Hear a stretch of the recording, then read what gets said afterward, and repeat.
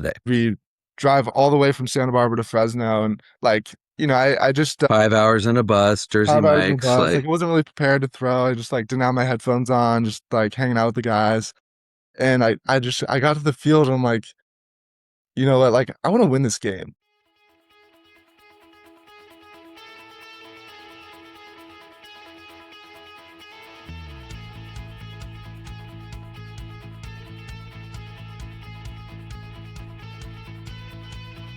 welcome back to the Fear the Persh podcast. I'm your host, Jeff Walker, head baseball coach at Santa Barbara City College. This is episode 1. Today, we have a special guest join us, Nick Putnam, Vaquero alumni and current pitcher in the Los Angeles Dodgers organization. Nick will be talking about his transition from professional baseball and his time at Santa Barbara City College. Nick came to SBCC after spending time at UCSB. This is an awesome episode that will highlight what it's like taking a different path to achieve your goals and what it's like to play professional baseball. Today's episode of the Fear the Persh podcast is brought to you by Lily Fitness. Train smarter, move better, perform at your best. Lily Fitness, located 111 Santa Barbara Street in the Funk Zone, group classes, personal training, and more. Lily Fitness, Santa Barbara's top coach for full body strength, mental clarity, and lasting results. For more info, go to www.lilyfitness.com to book your session today. Welcome back, everybody, to another episode of Fear the Persh, the official podcast of SBCC Vaquero Baseball. My guest today is Vac-Pack alum Nick Putnam, and Nick is a professional baseball player in the Dodgers organization. Welcome, Nick. Thank you for having me. You bet.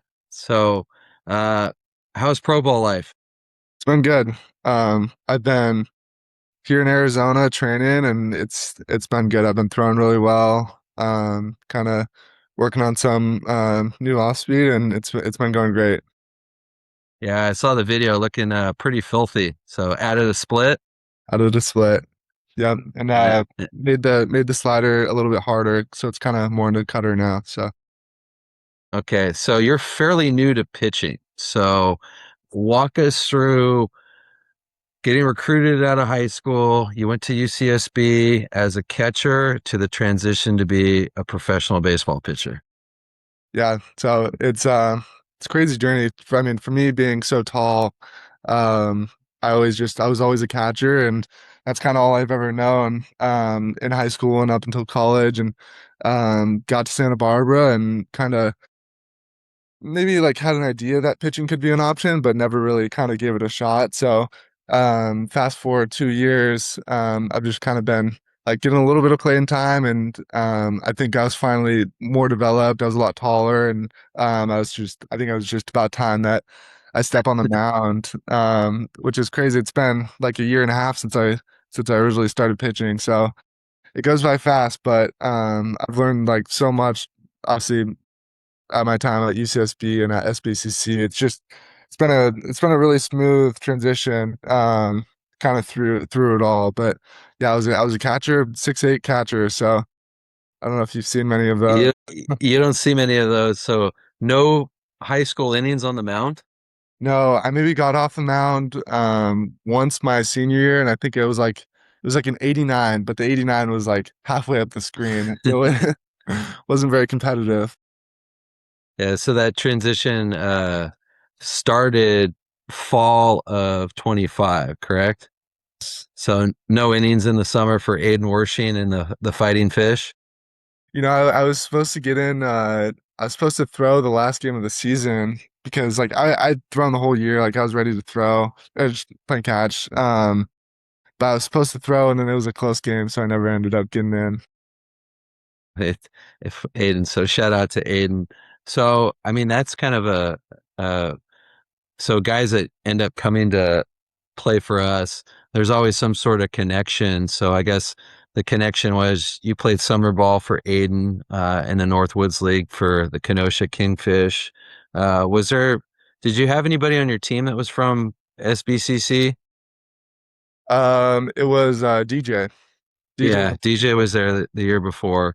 So, I mean, talk about that. What was because I always remember when, you know, dudes like yourself, contact me or decide that they say they want to come in. So what was that decision like? Because that's a pretty big jump, leaving Division I at the semester to go to a junior college. So what kind of went into that, and you know, talk about that a little bit. Yeah, it was definitely a tough decision, and I think that was kind of the turning point of, I would say, my career. Like, I had some conversations with Coach Checketts, and he just kind of gave me the rundown. He's like, "Hey, like I think you've thrown really good in the fall. You showed some like really good stuff. Like obviously we love the fastball. And you're working on like off speeds." And he kind of just told me, he's like, "Hey, like I think that." Today's episode of the Fear the Persh podcast is brought to you by Lily Fitness. Train smarter, move better, perform at your best. Lily Fitness, located 111 Santa Barbara Street in the Funk Zone, group classes, personal training, and more. Lily Fitness, Santa Barbara's top coach for full body strength, mental clarity, and lasting results. For more info, go to www.lilyfitness.com to book your session today. If you were to go to community college and get 30 innings and show what you showed in the fall, then you're gonna get drafted. And he's like, you have the build. He's like, I think you have it in you to go and perform right now at really any level. So he's like, we have a lot of guys here on the team right now, and he's like, can't promise you innings, but I mean, it was really, really nice for him to kind of let me have the opportunity to make a decision for my own, because it was my junior year and I kind of didn't get too much playing time my first 2 years. So I knew that like third year, like I wanted to get playing time wherever that was. So kind of I went to train in the winter and kind of thought on this decision, and obviously I had some conversations with you, but I think it just came down to like I wanted to give myself a shot to play professional baseball, and if not, then transfer to another D1 and play there too. So it honestly turned into a pretty easy decision to come over as SBCC. I was still staying in my same house, so it was nice. I was still around my friends, and I was still like living a good lifestyle, and I was just commuting like 20 minutes to the field, and it was great. Like I love the team, and I You couldn't. made that big 8 mile commute from Isla Vista to City College. Yeah, I never really thought, I never seen the campus before I came, but I love the campus. It's just I honestly think it has a better view than the campus at UCSB. Uh, Well, it's the original campus at UCSB, yeah. believe it or not. Hmm. So it was like in the 50s or 60s, and then UCSB moved out to grow bigger. So I think they had a good idea of what they were doing as far as the campus side of it. But I did confirm from the scout that did sign you. I said, if Nick threw, let's say, 10 innings at Division I versus 60, I said, would you have signed him? And they said, no, there's not enough data behind it. So getting those innings certainly did help catapult you through, into pro ball, which, you know, I mean, I've coached, I don't know, I think it's like 15 big leaguers because I'm old. And you look like another big leaguer. So I think the future is bright for you.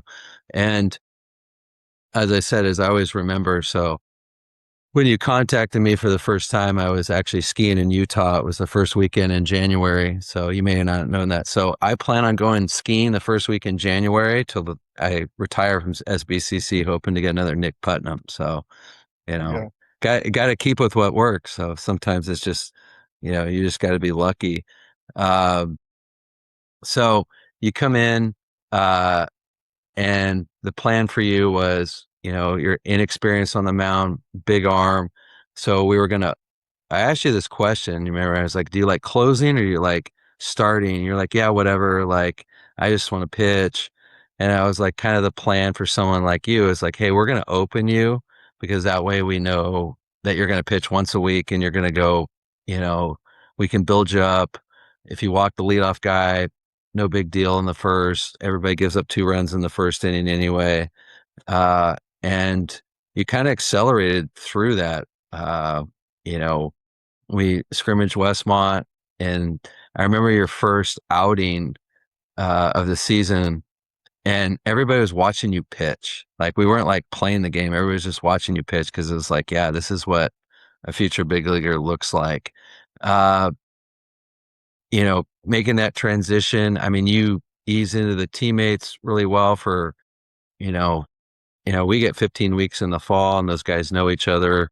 But I mean, any fun stories of, I mean, you knew some of the guys on the team, but I mean, you seem to kind of ease into it pretty well and pretty quick for just being there for like 10 days before we started a first game.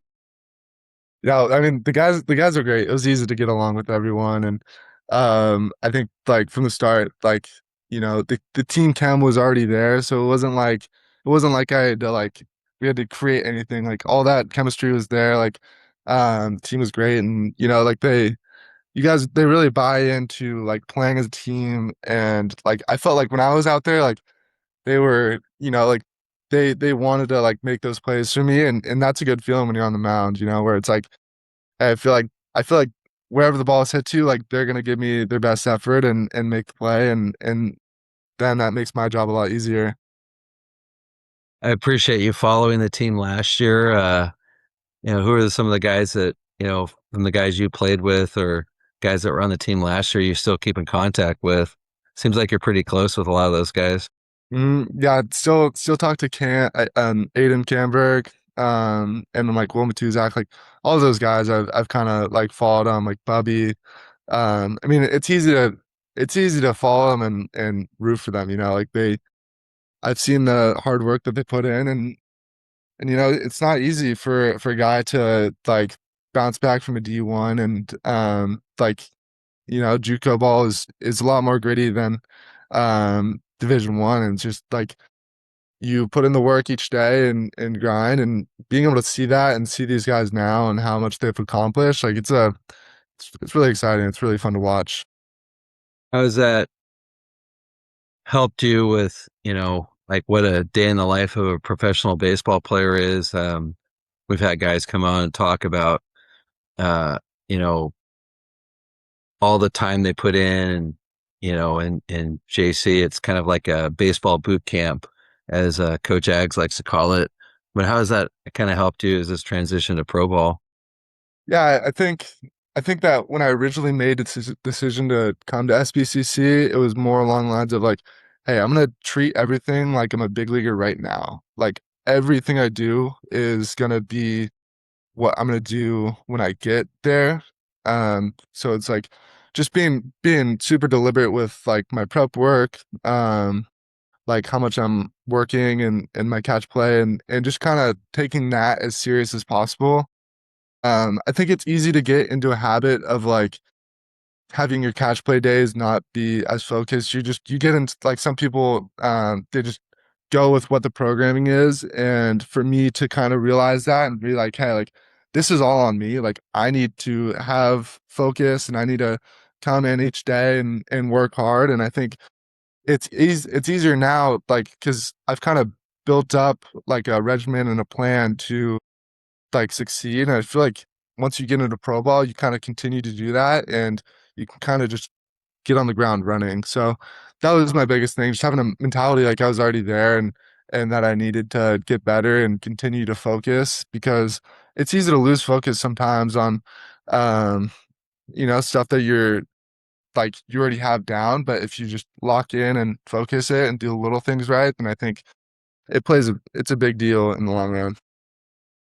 Yeah, you did a great job of, I always say like a lot of the stuff is like a buffet, and you've had some great coaches in high school and Coach Checkett's at UCSB, and you came in like your delivery was very gaucho-like delivery, and like you had the armored heat, and we used the armored heat this last year, and um, so like it was, I think, an easy transition for somebody like yourself, and I mean, hats off to you for making that jump because it's not an easy one. The Instagram post maybe it's not as cool, going to a junior college, but it certainly worked out well for you.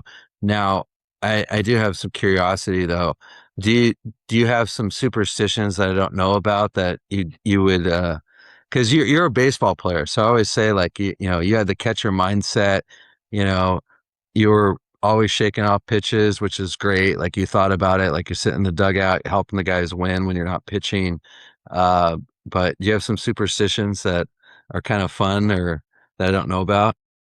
Oh, I would eat the same meal before I'd throw. I would just do it was Trader Joe's orange chicken. I would uh I would make that meal before every night before. But superstitions, I don't know. I would get in and out of them. Like maybe on an outfit I would wear and I'd throw good, and maybe the next time I throw it, I would have that same outfit on. But Such a baseball player. I would try not to get too deep into like those superstitions. It was just whatever was working that time, Yeah, right? exactly. Whatever I was feeling. Uh, I'm the same way. Like our goal is always to be the best team at the end of the season, at the beginning of the season, and I get into that. I've probably could write a list of things. I think we were listening to the same music for the last 2 weeks, where we kind of started off slow a little bit, and the yacht rock was blasting. So, uh, yeah, the food stuff. I had a picture for me, Sean Berry. His thing was a Chipotle burrito. Probably getting it wrong, and we're on a road trip and he had to like search out like the closest Chipotle. And I think we were in Riverside and it was not close to where we were staying in the hotel. And it was like he had to like Uber, like there's a lot of prep going in to get that pregame meal. So that was it's always funny hearing those things because I was the same way. Like, hey, whatever's working, like you kind of keep with that. And I think that's a big part of baseball is the routine. And you know, they, good baseball players are, they do the boring, consistently. So I think that was good. Now, that year, was there like a game where you're like, okay, like I can do this, like this is clicking, like any one of those come to mind where you're like, I'm a dude? Yeah, I love the Fresno City College game. It was like kind of like maybe middle of the year. I was still like I was opening, but I was throwing a lot more innings. Like I think I was starting to go like 5 or 6. And I remember like everyone was talking about Fresno City, and I think that like we were supposed to play Cypress or something was supposed to happen, but we were just kind of getting rained out. So on my it was my I think it was my pen day. It was a Tuesday. And we drive all the way from Santa Barbara to Fresno, and like I just 5 hours in a bus, Jersey 5 hours in the Mike's bus. Like like I wasn't really prepared to throw. I just like didn't have my headphones on, just like hanging out with the guys. And I got to the field and I'm like, you know what, like I want to win this game. Like some of the player, like everyone looks a little bit scared. I was like, I just want to close the game. Like I want to like just kind of win this game and secure a win because we're playing on Friday and I was starting that game. I was like, you know what, I can do this. I'll just close the game out and like we'll get a win. So I think it came up to you. It was like batting practice. I'm like, hey, Walk, like if you need me, like I'll be good to close. And I don't think it took too much convincing out of you to just be like, all right, let's do it. Um, but no, that was I think that was my favorite game because it was just like I knew that they were a good team, and I think all the guys wanted to see me throw, and it was so good to just come in and close it out. And on the road in yeah, front of a yeah, bunch of people. Yeah. That was certainly cool. It's not easy. I mean, it's like a 5.5 hour bus trip up there. And it was during our bye week. And uh, Joe Tallarico, who's at UConn right now, like he started the game and did well. And I think at the time they might have had one loss, maybe two, like on the high end. Like they were having a good season and going up there and yeah, you came up to me and said, "Hey, like I can close." And it was like, he like try to, as a head coach, figure out the pitching, like, okay, who throws the eighth, who throws the ninth, whatever, you know, obviously it's a sideways game one way or the other. You're probably not pitching, but it was close and we played well. And it's like, okay.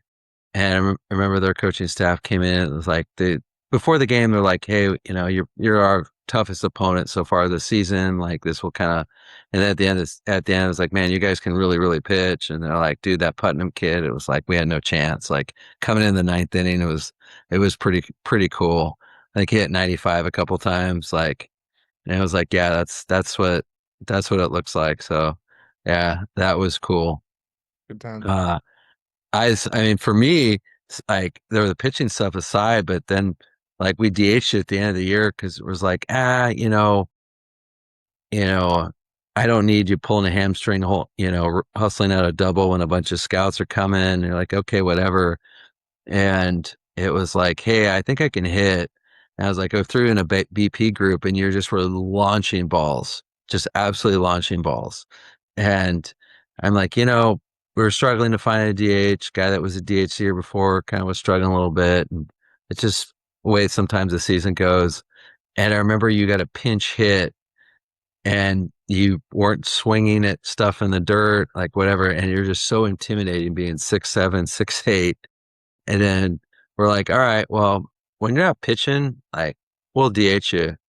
And then we had a big game against Cuesta and you ran into a home run, the only home run you hit all season. So how'd that feel? It was great. I was Did you it's know it was gone?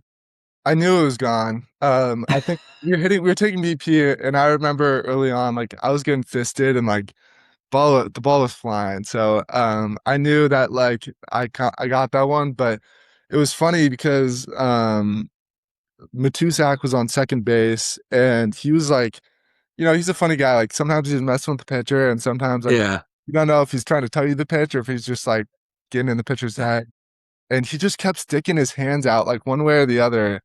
And like it ended up like I think it was like his left hand he was sticking out, and like the guy just happened to throw some sliders. And so I like kind of I'm working the count. I think it's like 3-2, kind of late in the game. And like Tusak just throws up the left hand. I'm like, I'm just gonna sell out to like a slider here. Got the pitch, made a good swing on it. But I told him, I was like, dude, like you told me what pitch was coming. Like that was huge. And he's like, no, I was just sticking my hand out for fun. Well, it worked. So let's just go with that. But that was a good moment. It was good to beat Cuesta. Um, I think we sweep them that? Oh, we lost one. We had 2 out of 3 to Cuesta, but that was a great time. I'm glad I was able to help the team. You know, Yeah. No, that was, I, you beat him on the mound, then you beat him with the bat. So I don't know what they were thinking. Like, what's this? I think you got like a knock at the beginning of the game too, drive in, probably Matuzak again. Uh, and then, yeah, that home run, we were down by one and that put us up by one. yeah, So that was certainly pretty cool. And it was dead silence after you like rounded the bases, like in their dugout and our dugout exploded. So that was certainly cool. And then, I mean, I'll remember this. Like you threw a pitch in the playoffs against Fullerton. Like I have it on Synergy, like saved someplace on my computer, which I just switched computers, but it's like the filthiest pitch I've ever seen. Like the guy swung and missed at it by like 10 feet. And it was like, I'm like, that was absolutely amazing. A guy that comes in January and you're just kind of like throwing.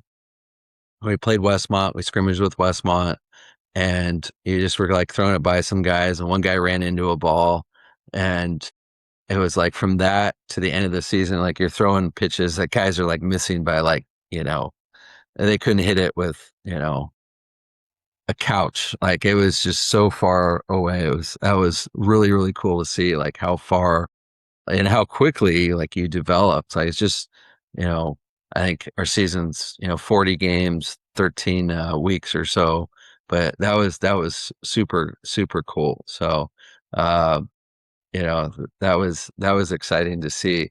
Uh, any other funny stories from that season that you care to share?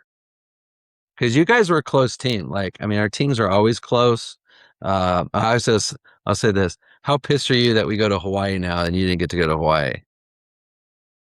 in my 3 years at Santa Barbara, I never got to go to Hawaii. And that was the one thing I was bummed about. You guys are lucky.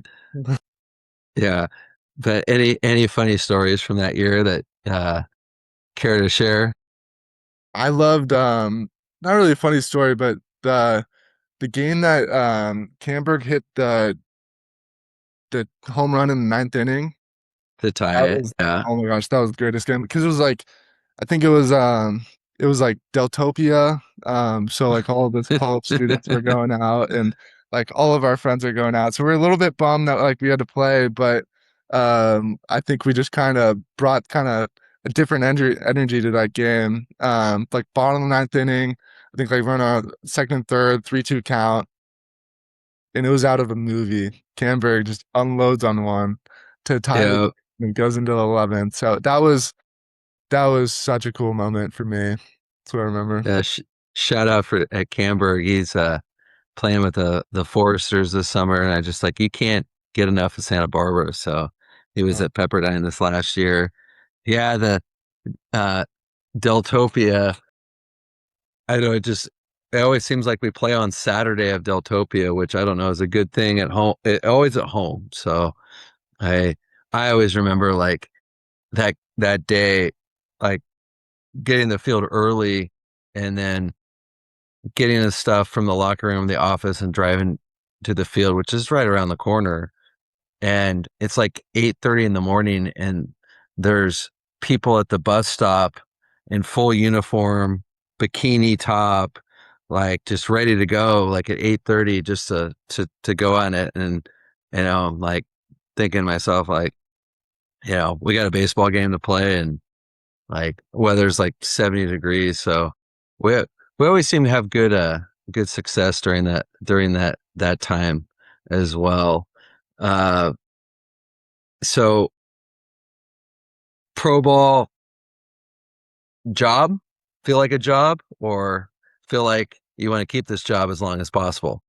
definitely want to keep this job as long as possible. I mean, it's nice. It's like I feel like I look forward to going to the field every day, and with no school, it's just like you're able to get your work in and get everything you have to do for done for the day. And I mean, it's great. Like I feel like I've learned so much from like the guys that obviously like I'm in rehab, but like there's a lot of big leaguers around, and like kind of it's nice to be able to pick their brain. I feel like take a little bit from each guy and kind of like apply that to yourself and your success. And just like it's a lot of learning, but it's a lot of kind of the same stuff that I've been doing of like, showing up every day and being consistent and putting in the work. And just it's all gonna pay off.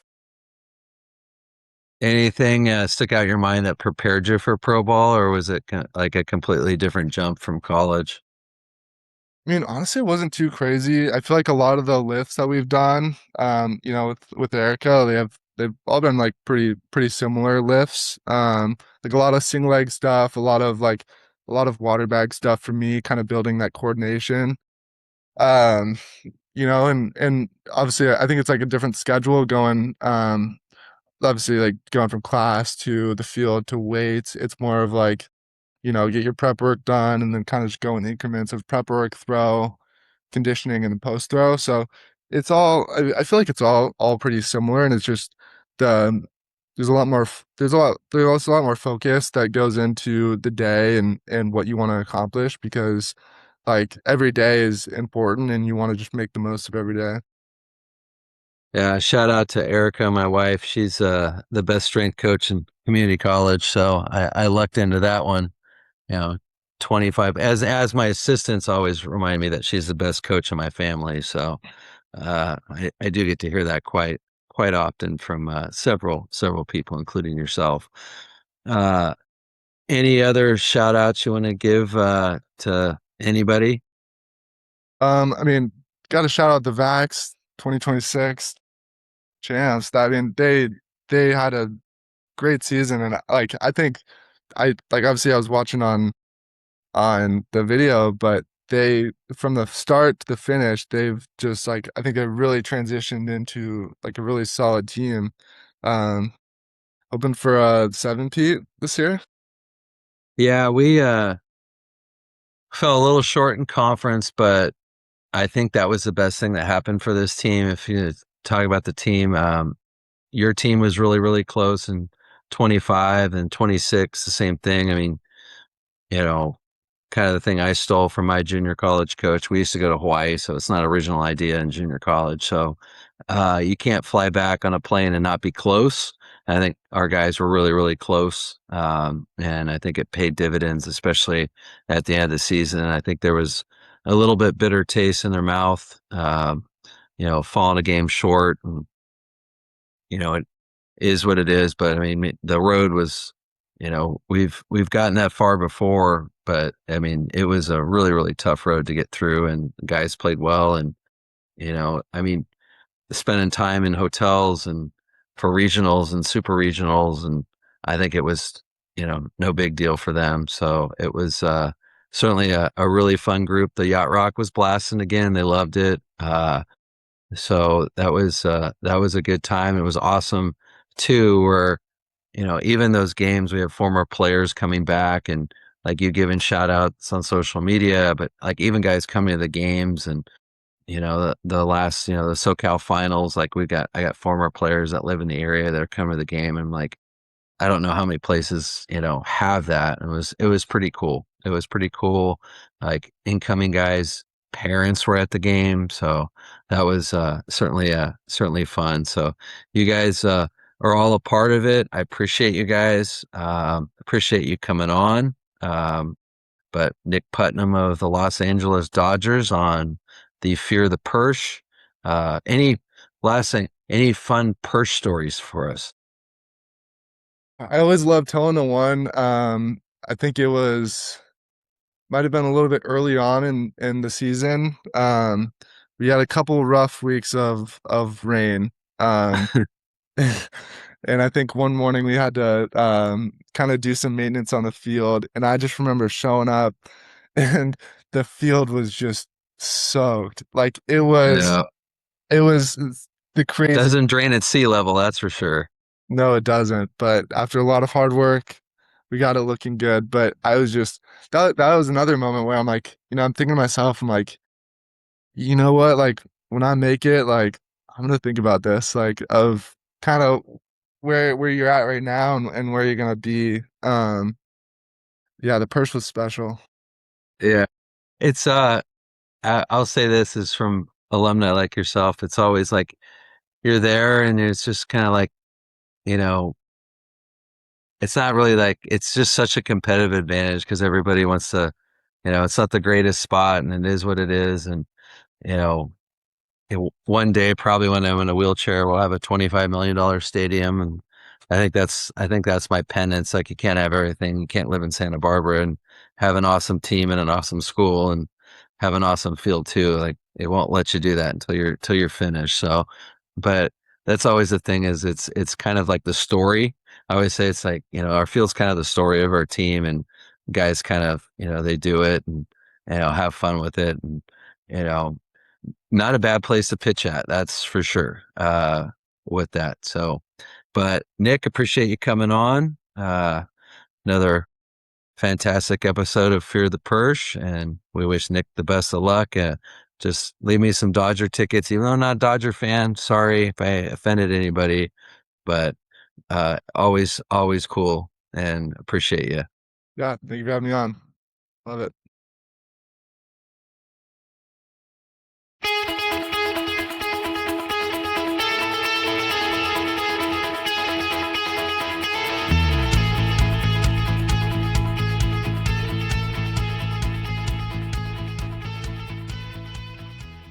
This concludes another episode of the Fear the Persh podcast, the official podcast of SBCC Vaquero Baseball. Keeping you updated in all things Vaquero Baseball. I'm your host, Jeff Walker, head baseball coach. #Backpack, #Fear the Persh. Until next time, see you in the big leagues.